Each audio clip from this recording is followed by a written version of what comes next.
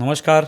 News डंका में आप सभी का स्वागत है। मैं महेश विचारे। दोस्तों, जम्मू कश्मीर में फ़िलहाल विधानसभा के चुनाव जो हैं उसके लिए प्रचार सभी पार्टियां जो है कर रही हैं। इसमें नेशनल कॉन्फ्रेंस के नेता और उपाध्यक्ष उमर अब्दुल्ला, इन्होंने एक जगह पे भाषण करते वक्त जो बयान किया वो अजीबोगरीब है। वैसे देखा जाए तो शायद जम्मू कश्मीर के ऐसे बहुत सारे लोग होंगे, उनके जहन में इसी तरह की सोच होगी।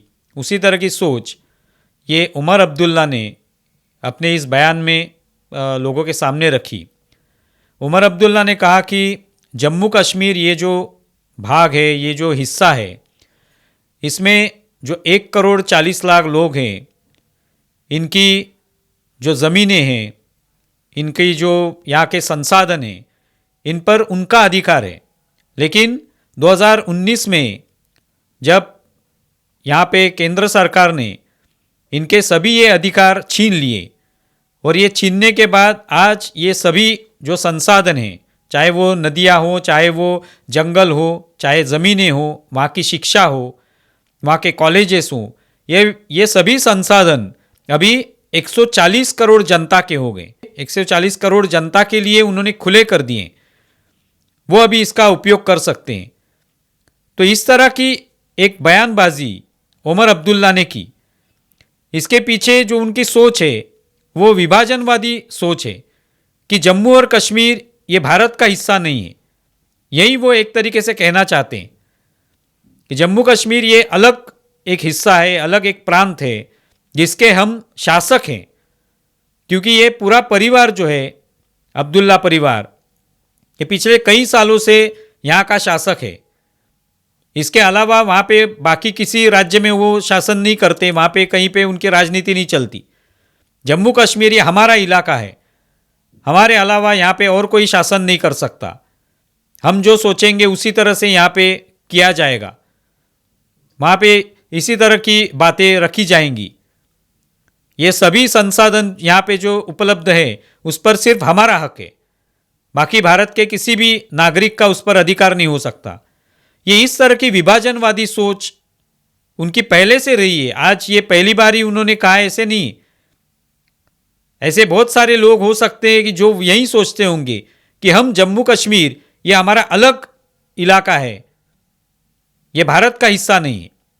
लेकिन जब ये उमर अब्दुल्ला कहते हैं तब ये हास्यास्पद लगता है, क्योंकि आज जब वो चुनाव का सामना कर रहे हैं, चुनाव के लिए प्रचार कर रहे हैं, इस चुनाव का कार्यक्रम जो है, यह कार्यक्रम किसने सुनिश्चित किया है? तो राष्ट्रीय चुनाव आयोग ने किया है। यह राष्ट्रीय चुनाव आयोग किसकी संस्था है? तो भारत की संस्था है। भारत में जहां भी चुनाव होते हैं उसका ये कार्यक्रम वही सुनिश्चित करते हैं, उनकी तरफ से ही सुनिश्चित होता है। ये कोई जम्मू कश्मीर अलग कोई देश नहीं बना हुआ है। तो अगर ये चुनाव राष्ट्रीय चुनाव आयोग के माध्यम से अगर तय किए गए हैं, उनकी जो भी तारीख है वो उन्होंने निश्चित की है, और उसके तहत ये सभी प्रचार का जो काम है सभी पार्टियां कर रही हैं, आचार संहिता लगी हुई है, तो फिर किस हक से वो बोल रहे हैं कि यहाँ पे ये जो भी संसाधन है उन पर अधिकार सिर्फ यहाँ के 1,40,00,000 लोगों का ही है, और वो छीना गया है, वो अभी 140 करोड़ जनता को दिया गया है। कौन सी 140 करोड़ जनता? क्या उमर अब्दुल्ला जानते नहीं? 140 करोड़ जनता की जो बात कर रहे हैं वो उसी 140 करोड़ जनता में ही जम्मू कश्मीर की भी जनता आती है। 140 करोड़ जनता जो है वो जम्मू का कश्मीर से परे नहीं है या अलग नहीं है, ये वो शायद जानते नहीं होंगे। 140 करोड़ जनता की जब हम बात करते हैं तो उसमें जम्मू कश्मीर भी आता है। वो भारत में ऐसा कोई राज्य नहीं है कि एक राज्य से दूसरे राज्य में जाने के लिए, वहाँ पे नौकरी प्राप्त करने के लिए, वहाँ पे शिक्षा लेने के लिए या पढ़ाई करने के लिए उसे कोई पासपोर्ट की आवश्यकता नहीं होती। कोई भी व्यक्ति दूसरे राज्य में जाके पढ़ सकता है, लिख सकता है, वहाँ पे नौकरी प्राप्त कर सकता है, वहाँ पे ज़मीन हासिल कर सकता है, खरीदी कर सकता है ज़मीन, क्योंकि वही सभी राज्य भारत का ही हिस्सा है। जम्मू कश्मीर भी भारत का ही हिस्सा है।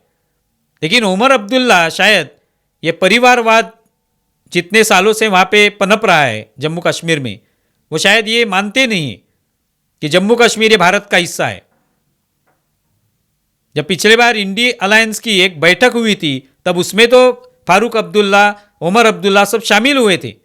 उस अलायंस को वो लोग इंडिया कहते हैं, तो उसमें तो शामिल होते हैं, उनके साथ रहते हैं, लेकिन इंडिया की जो जनता है उनके साथ वो नहीं है, वो खुद को अलग मानते हैं।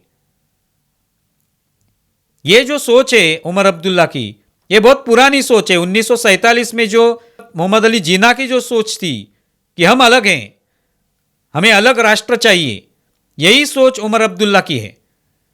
और ये सोच पाकिस्तान के लिए निश्चित तौर पे पाकिस्तान ने इसका स्वागत किया होगा, क्योंकि वो भी चाहते हैं कि जम्मू कश्मीर अलग हो जाए भारत से। तो ये जो सोच है उमर अब्दुल्ला की, ये बहुत पुरानी सोच है।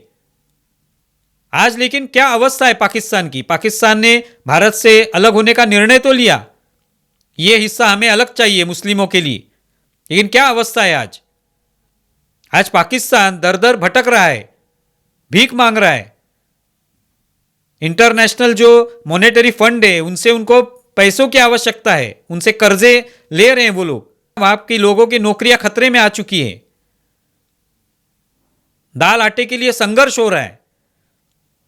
ये इस तरह की जम्मू कश्मीर में हालात चाहते हैं उमर अब्दुल्ला?